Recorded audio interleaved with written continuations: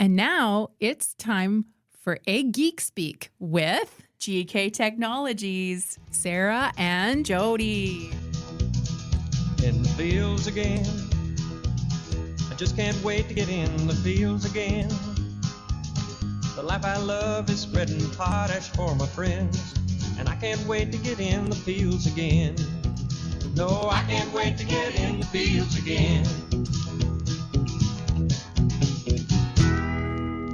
So we've talked a lot about what you guys are currently doing with your clients to implement precision agriculture. What are some of the things you hope to do in the future that maybe you aren't offering, or maybe it's an idea far off in the future that you'd love to do one day? Share a little bit about that. I've had a few people that I think we're going to validate adjusting cash rents a little bit and try to get some acreage ideas. I've got some land that's been tiled, and one field, it made a difference right away, and it was just moving water off of it. The other field, I sampled it 2 years ago, and before that, I sampled it 5 years. So it's been 7 years, I suppose. Haven't moved it. It's sodic and it's salinity.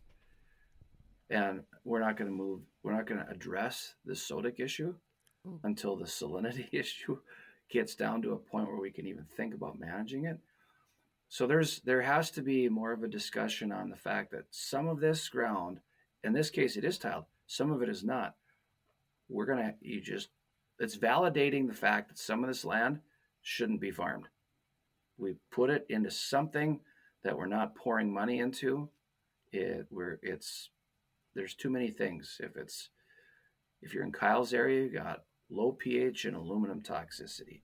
If you're in my area, you see more salinity issues. That's off the charts. Nothing grows there but kosher foxtail barley, and some places not even that. So that's something where I think people will probably focus on doing. I hope to get over the mentality of trying to farm a whole bunch, and we could do a better job on our better ground and focus on that. That's a real hard temptation though. But there's all kinds of things that'll be coming out that we haven't even thought of yet. That'll be fun. How to validate things, I see some things where there's companies trying to use imaging below ground, like, almost like a radar set, compaction for doing things for variable rate, deep ripping, that type of thing, that's coming along. So I guess should probably go over to Germany to Agritechnica just to get a glimpse into some of the things that are going on over there, of what they're trying, because it's fun. I guess it's a part that is not stagnant, and when you're doing it, you're always thinking about, you're really excited at the beginning of the season, and then the season wears on. So you really you do have to keep your focus as you get closer to, like, once November hits, man, I tell you what, you're a soil sampling zombie. You could do that in your sleep. And you have to be paying attention, because you get late in the season, you don't want to mess up on a field, because your ability to come back and redo it becomes really small. That's why I do colored buckets, so that I can zone out, so to speak, and then still not screw up. And by the way, if that was an invitation that we should all go to Germany and do a podcast for Agronomist Happy Hour and a Geek Speak, I'm sure we could even be willing to adopt the try the local beers thing for that, because we'd be in Germany, and that's what they do on Agronomist Happy Hour is sample beers. But I don't want to take away from the last the last question. Yes, on all those things. But Kyle, what do you see for the future? That it goes. There's things with all of my farmer clients that, on a fertility standpoint, like, we're only going to get better and more refined as we go. But I think fertility is only the beginning on how to look at this. I guess even, fertility should just be ingrained that we have so much field variability that we should be fertilizing site specifically, because it just makes sense. We don't need any outside, government programs or anything like that to encourage us to do it. It just makes dollars and cents to do those things. But I think the more important thing for us with that same amount of variability is it's to crop protection.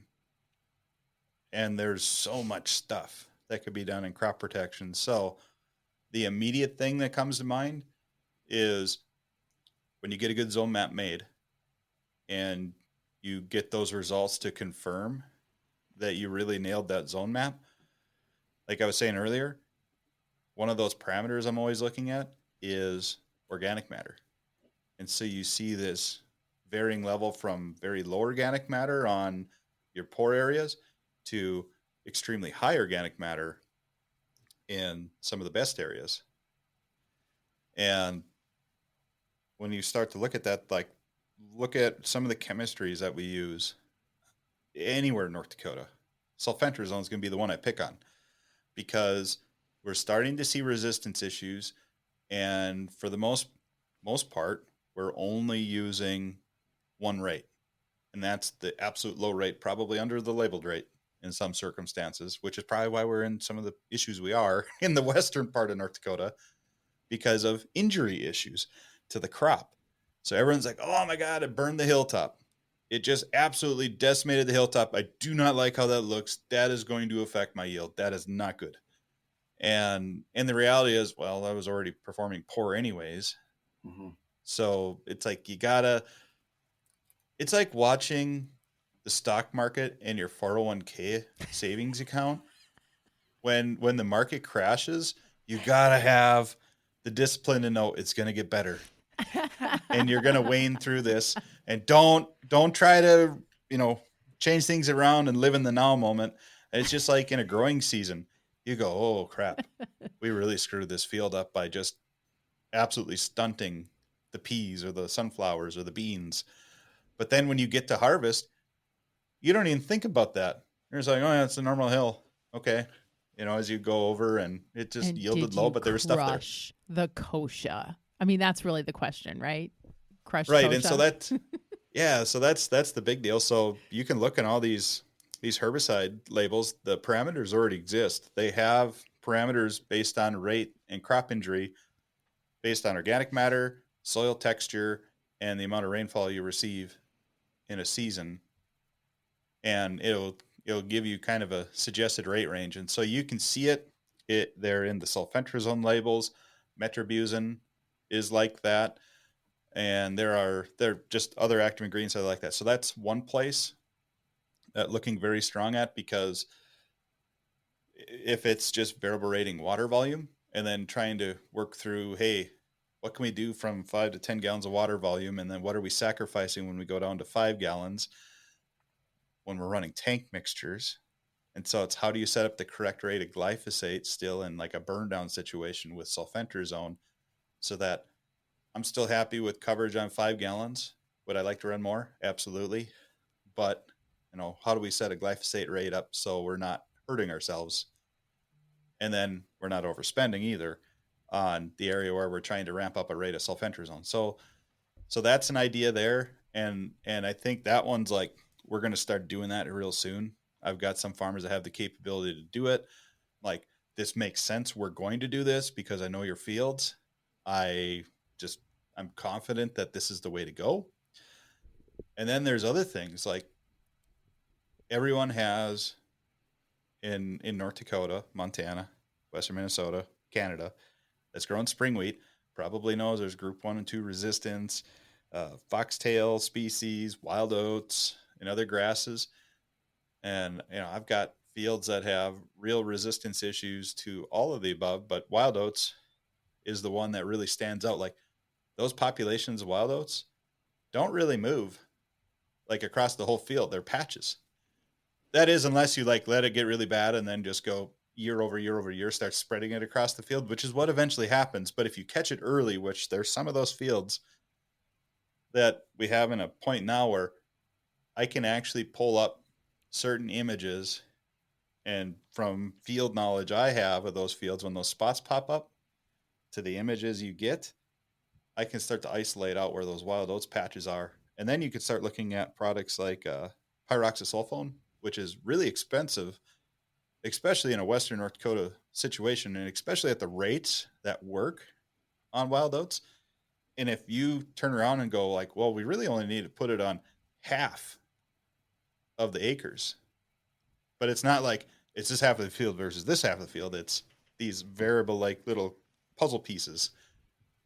Now all of a sudden you can cut your cost in half, and now it's more palatable as far as like a cost, and it makes sense. Like there's one area that like my gears are always spinning with the 4-wheeler, and that's where like you guys can't see it on here, but I've invested into more like cellular enabled tablets so that we're always in the field thinking about those things. And if you see those types of things happen, to not only try to interpret imagery, but actually like drive the borders of patches and stuff like that so that we can address those things with fall residuals. I did that with wild oats one time. I actually there was one year where the wild oats came up and it was late enough and it was going to be soybeans in that field. So I actually did this, that there was wheat in the rotation. And so I knew I would need to know where the wild oat patches were when the wheat got planted. But this particular year it was soybeans and the wild oats came up, and I went out there and I drove around them and I marked those spots. And yeah, it was cutting down on the amount of pesticide that you had to use, the herbicide that you had to use in that field. So much more economic. This is something that I thought about immediately when Dr. Howe was talking on Tuesday at Wild World of Weeds. And I asked him also, what time of year would be the best for imagery for picking up wild oat in wheat crop or in other crops too. So my point is, I want to do this on my farm next year, and you're probably going to do this on your clients' fields too. Let's talk about this later this year and get some articles written up, because yes, it's such a Zidua in Western North Dakota. It's expensive. Let's so it figure out how to has do a this true better. fit. Here's a couple other items that one I know there's individuals doing, so I'm going to save that one for the second point I make. But the first point I'll make, which there might be some people doing this too, but is more of a play where you're dealing with like fungal pathogens and disease. And so I'm going to pick on white mold and go that route. So you can look at variable rate in two respects there. So say we have a white mold year, and pick a crop like pinto beans or turtle beans or navy beans that we have a lot in this state, and we know it's a management thing, and you could be making multiple passes of a white mold fungicide. But we also know that those beans usually have drown out areas and areas that just don't have crop. So you could use variable rate in one respect as just a simple, like get an image that is from that season, or maybe you have it in your zone map where you know that those areas always drown out, and just have an on-off map for white mold fungicide. So real simple right there. When you're spending $25 to $35 an acre or more per pass in some circumstances on a fungicide, to be shutting off 10% of the time would be a huge deal with just section control. So that could be done within sections in a whole 120-foot commercial sprayer boom. It wouldn't have to be the whole boom on or off. That's just variable rate across the boom, like if you were to do different gallonage. But the on-off, that's section control. So that's one thing. But another one, like, so let's say I think of this back more into Western North Dakota. Let's say you have some prior history of white mold, sclerotinia, and sunflowers. It predominantly shows up on certain soil types. Better water holding capacity, better biomass, or the actual environment for sclerotinia to thrive is. There are biological amendments. The one that comes to mind is Contans. I don't know what company owns that one anymore. But anyways, a biological product that is pretty expensive. And it truly does work. All it does is it's eating the little hard black sclerotia bodies that are the overwintering bodies of white mold. And it's just reducing the overall population of that overwintering body. But are you getting white mold? And are those sclerotia bodies, or are they going to be on every little sand ridge, hilltop, stuff like that? Certain fields, maybe. Irrigated ground, probably. It's probably worse on sand on those areas. But in a western North Dakota landscape, it's just the low swales that are in a field that really have good water holding capacity, high organic matter, that had the environment to even cause that to begin with. And it usually doesn't spread much further past that. And so why not take the, let's say, 30% of those fields and focus in an actual effective rate of a product like that and start reducing the population of that so that you can maintain on a rotation schedule that's good, and then you don't get your butt kicked on a year that has bad white mold. And so many of those white mold spots that are going to be really heavy with that sclerotia to handle an application like that Catan's that you're talking about or whatever. The white mold comes in there all the time in those spots. That's why there's such a heavy population or such a heavy concentration of sclerotia bodies in the soil in those spots. So, I mean, if you're farming, chances are you know where those spots are in the field already. It's just to get them mapped up, know where they are, and put the product where it needs to be, and not to put it where it doesn't need to be. And that's soybeans, that's canola, that's all of it. Just sunflowers probably stands out the most because when you're harvesting, you see the broom heads, and you're like, ooh, yeah. Every time we've gotten a low spot, you could see it before you even combined it. The pinto bean or the dry bean guys, they go, yep, this is where the best spot is. And then they're like looking back in the grain tank going, oh no, there's nothing coming in. And it's just blowing black out, the back of the combine, like, this ain't good. That's not how it's supposed to go. But they're predictable spots in the field. And so instead of looking at a product like Catan's and you're like, holy crap, this stuff's like $20 an ounce and I'm supposed to use 2 or 3 ounces of this stuff. I can't afford that. That's asinine. But if all of a sudden you go, no, really, if you look at it across all your acres, you're really only using like a 3/4 ounce rate. All of a sudden you're like, oh, well, that's cheaper than fungicide. Bingo. Here we go. Use it smartly. Isn't it interesting that so much of precision agriculture has its foundation and the idea of variable rate fertilizers and nutrient management and soil sampling, and yet here we are having conversations about pesticides and trying to manage those pesticide applications for different things, weed control, and disease control. We manage those differently. And so isn't it interesting that precision agriculture is really changing into those things now? So I think it's important for us to ask both of you, if somebody in our audience is trying to find you, where do they go to find you, and where do they go to find the Agronomist Happy Hour podcast? Yeah, I went. You can find me on just about every platform on social media, and it's all the same, just rock and roll agronomy. And since I started on Twitter, it will limit you to the number. So agronomy is not spelled all the way out, but if you get rock and roll AGR, you'll find me on just about everything. And we talk about things agronomy wise, and mostly, I guess, because that's my hobby, not just a career, but it's a hobby too. So it's a good point to bring up. It is just as much of a hobby as it is getting paid for it. So it's I guess that's why we're having fun soil sampling, right? So I am like Jason. I'm themed across social platforms. If you search Okie from Muskogee, and that's OKKE, not OKIE, but OKKE from Muskogee, you'll find me on any platform. That's Twitter, Instagram, Snapchat, TikTok, even. It's in all those. Not that I use those all like super extensively or whatever, but those are my personal pages. As far as the Agronomist Happy Hour goes, just pick your favorite platform you like to listen to. I'm sure it's going to be very similar to Ag Geek Speak, where you can find it on your website.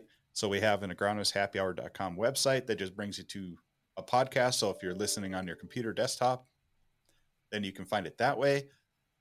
And then if you like listening through Apple Podcasts or Spotify or Google Podcasts, or you take your pick of what you like, just search the Agronomist Happy Hour. We're on quite a few platforms and the popular ones. So you just search us there, and we try our best to get out weekly content, and we are working agronomists. So there are moments that we don't get out weekly content, but that is just what it is. And Speaking of things that you guys do, depending on when this podcast comes out, it might come out after the fact of this event, but do you have any fun upcoming events that our viewers or our listeners might be interested in? Yeah, we got a couple days. The first week of February is really busy for us. Actually, we got asked to speak at the National Hard Red Spring Wheat Show out in Williston, North Dakota. So Agronomist Happy Hour, both of us. We got the end of the day, the close there, and so that'll be really fun. They have a really super good lineup. Williston drew them in. I was super they really impressed. Did. Yeah. Frayne what's Olsen. more amazing is they chose us as the keynote speakers. I don't know what Right. they were thinking there. They were doing so well until the end. I know. And then we go the next night. We're going to rugby. It's the Chamber of Commerce doing their farmers' supper. Yep. Nice. So and then that leads us into Agronomy on Ice on February 7th, which is just kind of all things social. We could talk about just what we talked about today. You're going to run into people. Well, they'll run them at your house probably, right? We are definitely going to be there. Eggvice and GK Technology are totally sharing an ice house at Agronomy on Ice. We are super excited. We've been planning our menu. We cannot wait. It's such a fun time. I don't, and especially Kyle and Jason, I know you guys are big ice fishermen, whatever. I don't understand. I don't even own a fishing pole, but I enjoy the camaraderie and the relationship building that happens. It's a lot of fun. And that's the whole point. Is it's fun. It seems like there's places to go learn stuff, and learning can be anything from your work, your business, but also your hobby, your recreation, you name it. And if it's fun, you seem to get along a lot better. You just meet people that are in the same mindset, and things move faster, and it doesn't seem like work sometimes. So I was just thinking about this. Is it really a fishing pole or is it a fishing rod? I don't know. Depends where you're at. Yeah.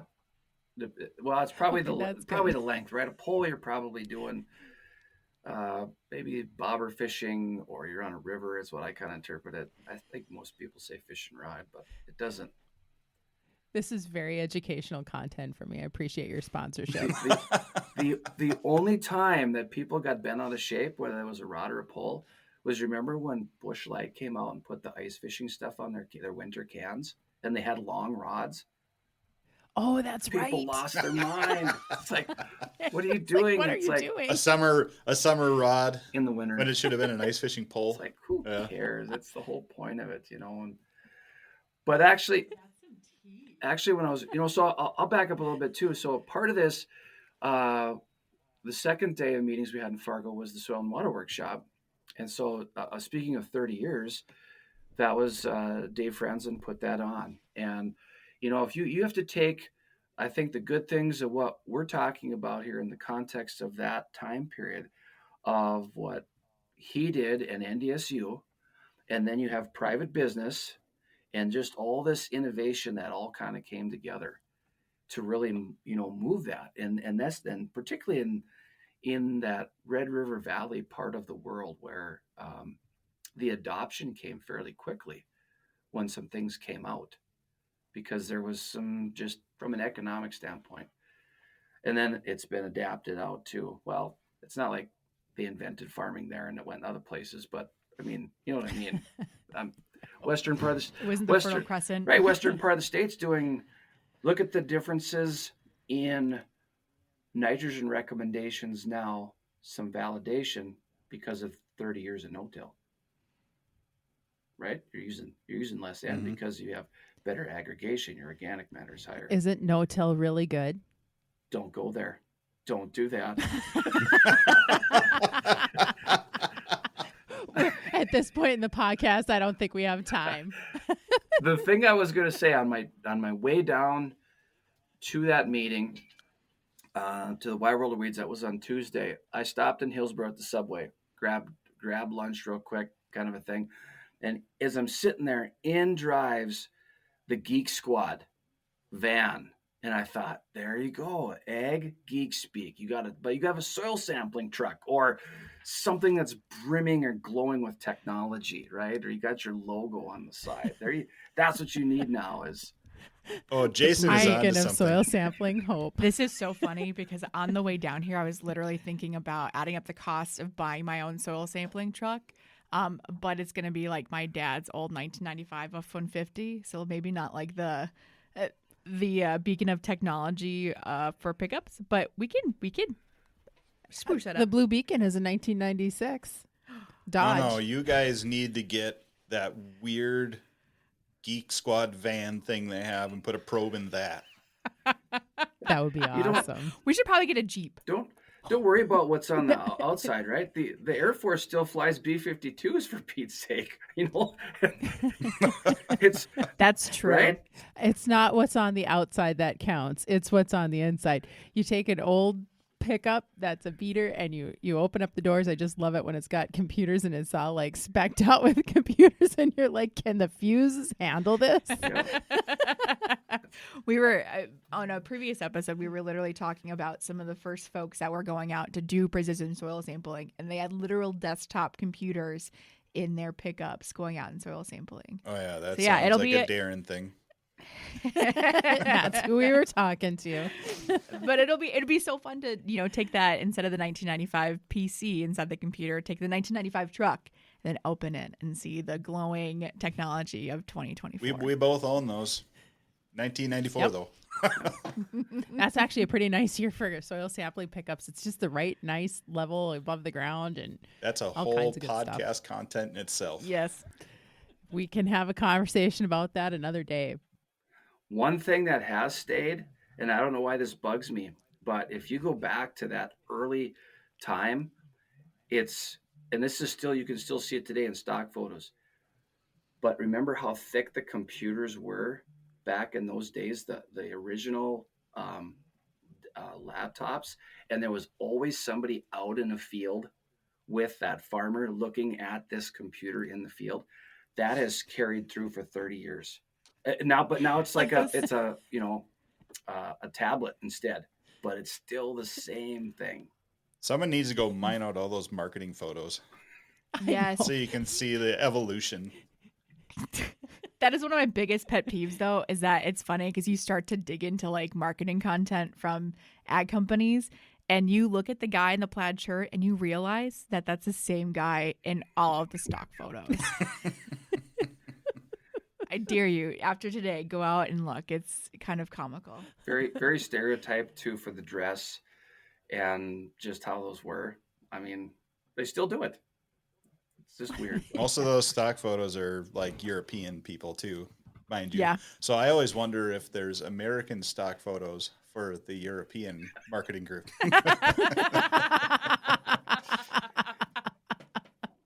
This seems like a really important concept that we need to dig in deeper while we're at Agritechnica in Germany next year. I'm in. There we go.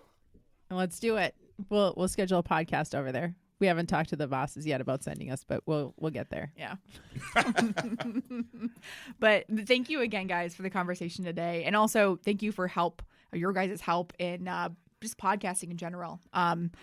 We are probably not the only people that have been inspired by your guys' creativity and leadership in the podcasting world in agronomy. So it's been really great to be able to ask you guys questions and also have you guys on today. It's been a lot of fun, and hopefully we'll see you guys around, which I know we will. Oh yeah. Thank you. Good. Yeah, thank you for having us. Yeah. Good luck with it. You can call anytime on anything. Return the favor, I guess. So it's you'll do well. There's a lot of material to talk about in this space. With that being said, from GK Technology, we have a map. And an app. For that, thanks for listening to Ag Geek Speak from GK Technology. And I can't wait to get in the fields again. No, I can't wait to get in the fields again.